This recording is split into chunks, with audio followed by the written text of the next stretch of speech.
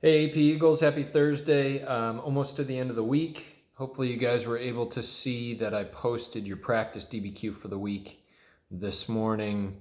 The DBQ has a focus on what we've been covering this week on our Unit 3 materials.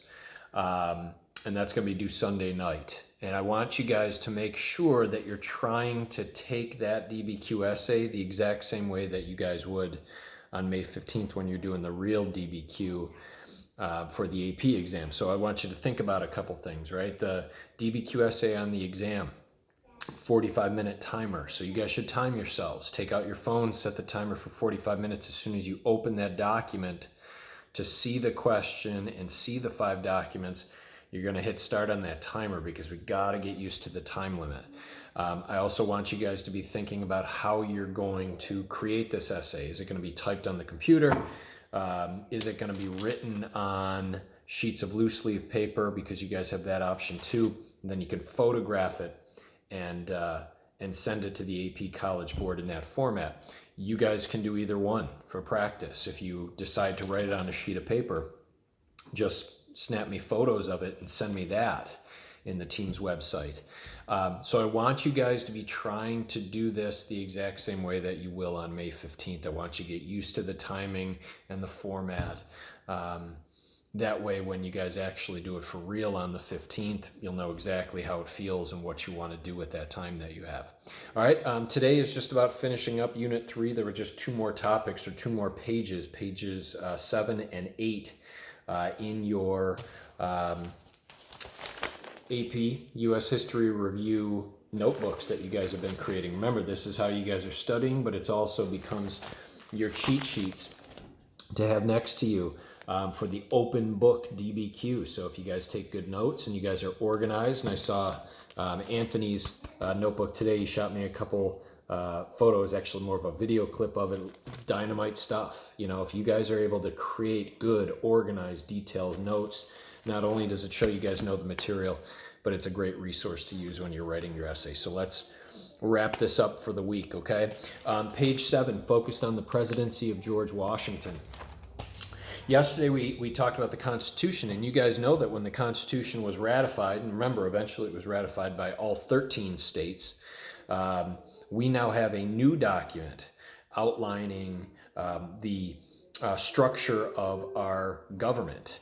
And one of the pieces of this new structure is that executive branch. So we will need a president. And George Washington is going to be elected president in 1789, becoming the first president of the United States. And there are a couple things that I wanted you guys to kind of keep in mind about Washington's presidency. Remember, he would serve 2 terms. One of the big things that's happening internationally at this time is the French Revolution.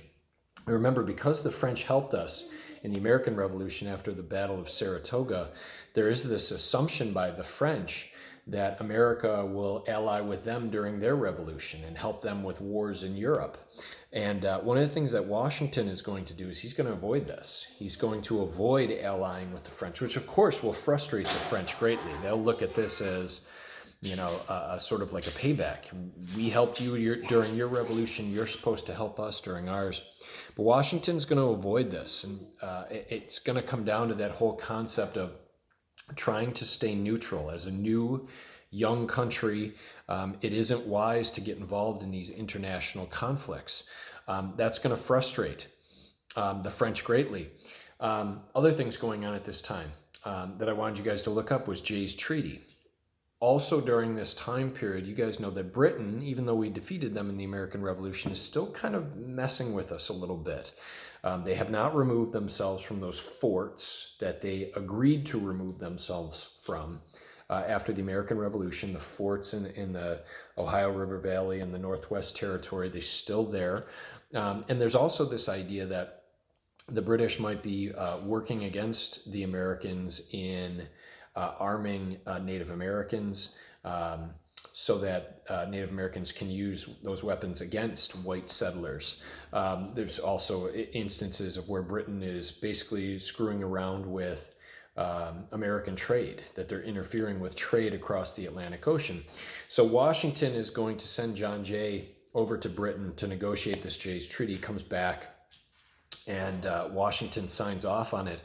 What it basically looks like to the American people is that we basically just gave in to Britain. It doesn't stand up to Britain and what they're doing. It sort of just gives in to them. But Washington's claim is that this is just another example of him sort of trying to stay neutral, trying to avoid conflicts, because he doesn't believe it's a wise choice at this point to get involved in a war with a foreign country. Couple precedents set during Washington's presidency. Remember, the president's going to design having a cabinet, right? Secretary of War, Secretary of State, Secretary of the Treasury, those types of things. Washington only serving 2 terms is also going to be a precedent that he will set, that future presidents will follow for the most part all the way up into the 20th century. Another major event during Washington's presidency was the Whiskey Rebellion. I wanted you guys to sort of research that again. Remember, that's takes place in Pennsylvania, and you have farmers that are angry about the tax on whiskey. Now remember, under the new Constitution, the central government does have the ability to tax. And so this whiskey tax is a fair tax. The government has the ability to do this now. The farmers resist, they rebel. Pennsylvania calls on the central government to put the rebellion down, and Washington is going to lead the troops himself to quickly squash this rebellion. Guys, it's a sign that the new government under the new Constitution is powerful enough to deal with these types of events. It's basically the opposite of Shays' Rebellion. You know, Shays' Rebellion proved that the Articles of Confederation wasn't strong enough, where this rebellion proves that the new Constitution is. So it's a big deal. Also under Washington's presidency, we have the emergence of political parties. Federalists and the Democratic Republicans. Remember, Federalists led by Alexander Hamilton, and Democratic Republicans led by Thomas Jefferson. Competing viewpoints. You know, the Federalists believe in industry and manufacturing, that the future of the country lie in cities. They believe in a more powerful government. They don't trust the common citizen with power. They also believe in having close ties with Britain. A big one to keep in mind, loose constructionists. You know, Federalists believe that the Constitution is flexible as needed. And that, of course, goes against what the Democratic Republicans believe. They're focused more on having an agricultural society, that the future of the country is more in the rural areas. They are very pro-France and having a relationship with them. Believe more in smaller government and more about individual freedom. And of course, strict constructionists under Jefferson, right? Follow the Constitution exactly as it is outlined. The big conflict between the loose constructionism and the strict constructionists is going to come with the national bank. Hamilton believes that the bank is essential for the growth of the country and the growth of the economy, and also that debt with foreign countries is a good thing because it develops a connection with foreign countries. And these are all things that Jefferson doesn't like. So there's very much this conflict over the national bank, but you guys know that Hamilton is ultimately going to win out, and Washington's going to agree with Hamilton, and that national bank will be created. Washington serves his 8 years in office. He will leave office in 1796, or after the election of 1796, and he gives his farewell address. And you got to know Washington's farewell address because there's some really big points that he tries to make as he leaves office. Avoid foreign entanglements. Avoid foreign alliances. Remember, what Washington is basically promoting here is neutrality. Some people will say isolationism, in part. However you want to word it, neutrality, isolationism, but basically we need to stay out of European conflicts and affairs. We are a young country. We need to focus on ourselves and our own development. But the other big one that he focused on was unity, national identity and unity. And in part with that is where he said to resist those political parties, that political parties create divisions. And he was very much against that. Unfortunately for him, that piece is not going to stick, and these political parties that have already started to emerge will continue to grow now into the 1800s. You might be wondering why John Adams is not in the review materials. If you look at the AP course description, John Adams is not super significant as the second president. He's not widely asked about. So we're not going to cover him much. But what I would say about John Adams, don't forget that XYZ affair. Not in detail, But what that does show is that there is continued issues with France going into the 1800s. The other one is those Alien and Sedition Acts. Remember, Adams helped and supported those Alien and Sedition Acts, which basically prevented the American people from being able to criticize the government, and very much sort of infringed on the First Amendment and freedom of speech and freedom of expression.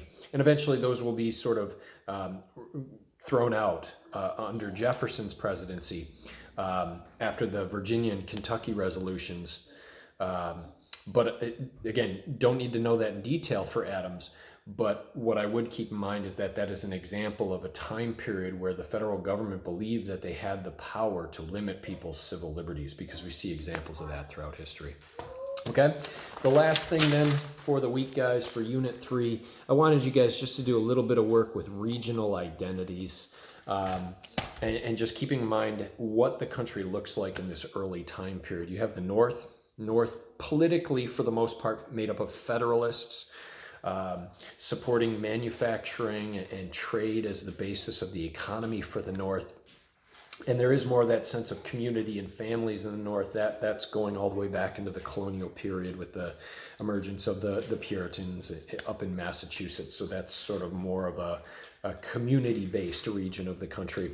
In the South, more of your Democratic Republicans. Of course, agricultural is the base, cash crops, plantation economy, heavy reliance on slavery, and that will lead to the growth of slavery, especially after the invention of the cotton gin in the 1790s by Eli Whitney.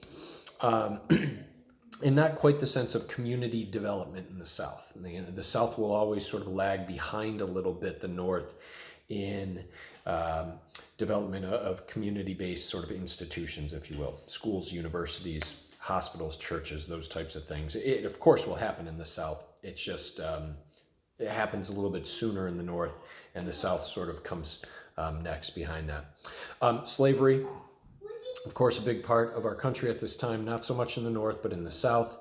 And you guys know why. It's more because of the economic needs. It's believed that to have a successful plantation economy, which they had in the South, slave labor was necessary. And then the last topic was the impact on the natives. I do want you guys to keep in mind that after the American Revolution, I think many Native American tribal leaders were hopeful that they would develop a positive relationship with the United States and with the Americans, and that both groups could have their own sovereignty and their own independence. Unfortunately for Native Americans, for the most part, they will be left disappointed by the relationship that is created with the American government. And of course, as white settlers move west, they will infringe on Native American land, Native American sovereignty. There will be the spread of diseases. And certain Native American tribes will essentially be wiped out because of all of these reasons. We know eventually where we're going to in the 1830s with Andrew Jackson and the Indian Removal Act.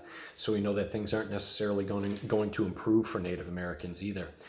So really a time period, I would say, of disappointment, and that might be an understatement, but disappointment for Native Americans for what they had hoped would happen after the American Revolution, and the reality of what really does end up happening. And of course, we'll talk more about the Native American relationship with American government as we move further into the 1800s. Guys, that's basically my kind of quick recap of Unit 3. You guys have the responsibility of finding that 45 minutes where you can sit down and give your complete attention to writing a practice DBQ essay. It's only on the Unit 3 stuff. I wanted to design a DBQ that focused on the material from this week, so you guys can have your notes next to you as you're writing out this essay over that 45 minutes. Don't take longer than 45 minutes, okay? It's not gonna help you out on the exam. I want you guys to get used to the time limit. So if you write an introduction, contextualization paragraph, 2 body paragraphs, and boom, the timer goes off, don't keep writing. It's not going to do anything for you on the test because you're not going to have that time. It doesn't exist. So I want you guys to get used to the time limit. Stop where you're at, and I'll give you guys a grade based on what you write and let you know how you did, but also give you guys suggestions for how you might be able to shave off some time on later practice essays to start to get yourself to a point where you are finishing your DBQ essay in the 45 minutes. Okay, so it's going to help me out in giving you guys good feedback for the actual AP exam on May 15th. Okay, all the best to you guys. Have a great weekend. Again, find that 45 minutes for the essay. That's due Sunday night. On Monday morning, I will put out your next unit of review, Unit 4, and it's full steam ahead at that point. All right, we'll talk to you guys soon.